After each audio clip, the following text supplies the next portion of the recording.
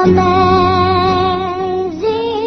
grace, how sweet the sound that saved a wretch like me.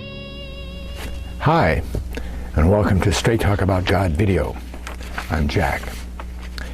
Now, I've outlined in several other places how God has a way of confirming what he says by doing something that can't be done by any human being. Supernatural.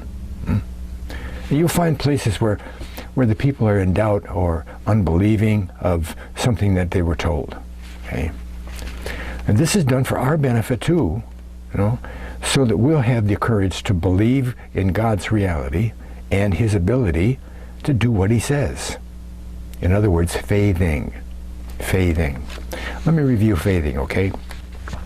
In almost all of my other videos, I say that faith in Greek, okay, in Greek, contains some action. Okay? It's not just belief. Okay? See, we have to make a distinction between what we in English think of as faith and what the writers of the New Testament went when they wrote in Greek,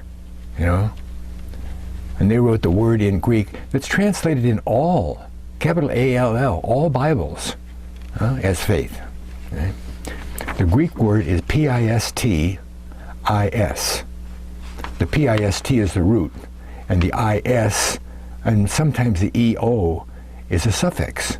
So it's pistis or pisteo, right?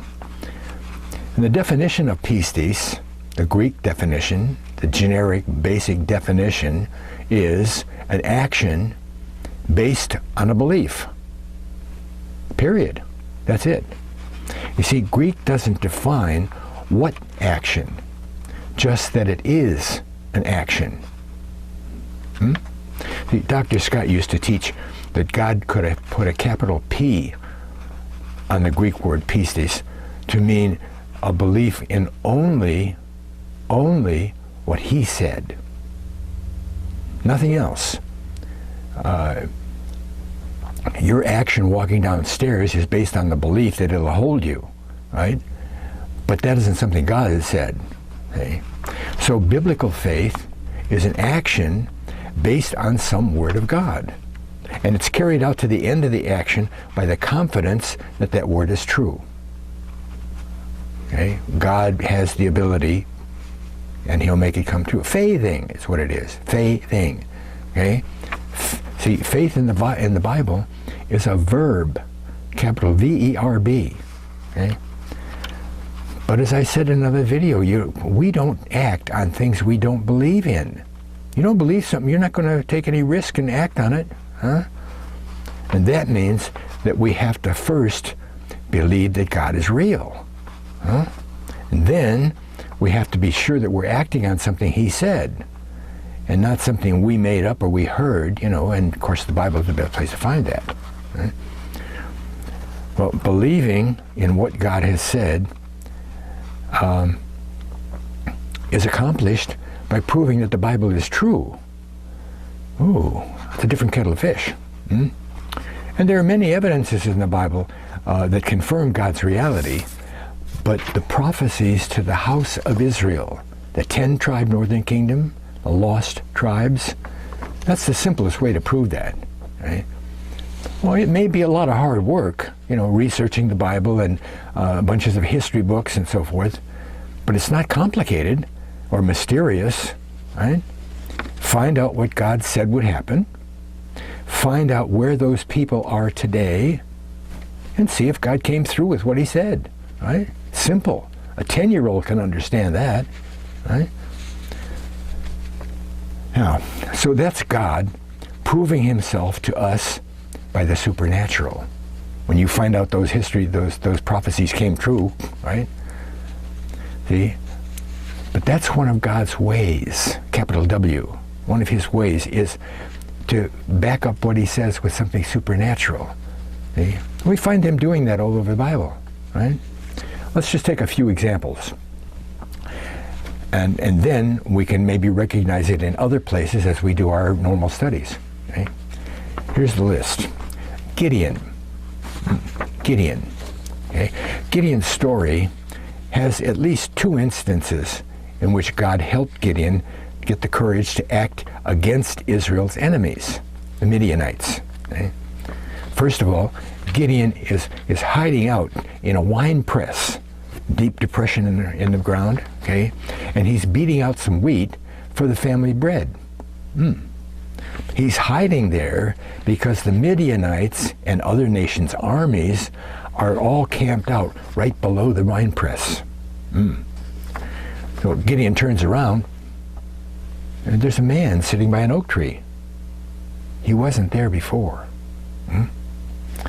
Well, Gideon doesn't believe what the man says about Gideon going to beat the Midianites, as if he was one man. But then the man, it's an angel, right? Man, does what no human being can do. All of a sudden he blinks out of sight. He vanishes. Well, so the angel disappears, and then Gideon believes what he said, right? Puts up and makes a sacrifice and all that. Okay, anyway, the second time God helped Gideon believe was when Gideon asked God to have the night dew, you know, the dew from the evening, night dew, fall on the ground, but not on a fleece that Gideon put out there. See? The fleece is dry, but the ground is all wet. And then he asked God to do just the opposite. He says, make the fleece dry and all the ground wet. See? 2 supernatural events to prove God and what he says to Gideon. Okay? Now, Abraham and Sarah. Okay? God promised Abram, before his name was changed, that his descendants would number in the billions, like the sand of the sea and stars in the heaven. You can't number them all, right? But Abraham didn't have any kids, right? And both he and Sarah didn't have enough belief to believe God, right? See? So God waited until Sarah was 90 and Abraham was 100, you know, for Sarah to conceive. But the Bible even says that Sarah, who was barren up to that point, she never had any kids, was past the age of having children. Supernatural conception. Almost like the virgin birth, but not virgin. Okay? In a recent video, I outlined another thing about God, about proving, God was proving to the Israelites in Egypt the proof that he was going to kill the unborn of all the families in Egypt, Israelite or Egyptian. Okay? This is why he provided them with 9 previous plagues. He wanted to make sure that they believed that if they put blood of a lamb on the door of the house, you know, that the death angel would pass over their house and wouldn't kill the firstborn. Right? You see, many of the plagues, the earlier plagues, were either duplicated by the Egyptian magicians or could easily put down to freaks of nature, right? But gradually, those ideas were put to rest because some of the later plagues affected the Egyptians, but not the Israelites. They lived right next door. They didn't affect the Israelites, only the Egyptians.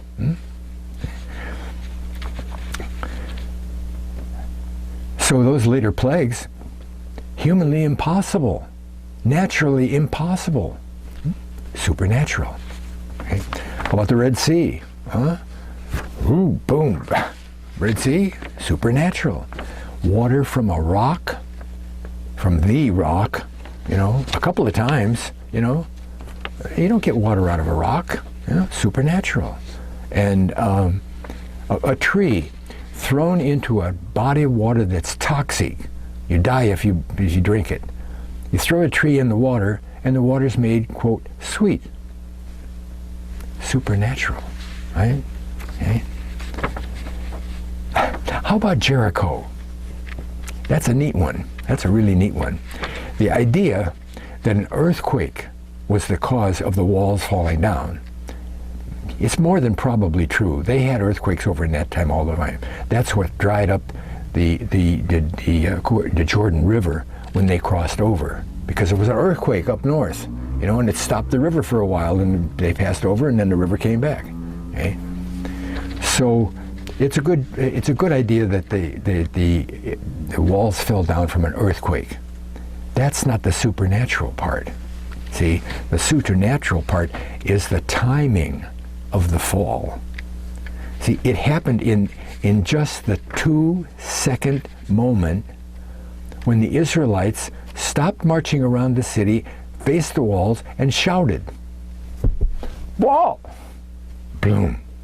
Right? The timing. Okay? Who can know the timing of an earthquake? Except God. But also that Rahab's house was built right into one of those walls, and it didn't fall because she and her whole family were in the house, and they were all saved. All the walls fell down, but not Rahab's house. Supernatural. Okay? Proving God, proving his faithfulness to his word, even to us, There's one event in the history of Jerusalem when Sennacherib, the Assyrian king, Sennacherib's army, huge army, was outside of Jerusalem, ready to take the city. All hope was lost, But God sent an angel, and 180,000, that's a huge army all by itself, 180,000 of the soldiers were dead in the morning. Boom, dead. Supernatural, And the New Testament is no different. Paul had some supernatural help in his work. Initially, Paul was given the courage to take on his mission when Ananias told him about his encounter with Jesus on the road to Damascus. Those are things that Ananias had no way of knowing. He wasn't there, God told him. And according to Paul, supernatural, right? And lastly, of course, Jesus used some supernatural power to convince people that he was who he said he was.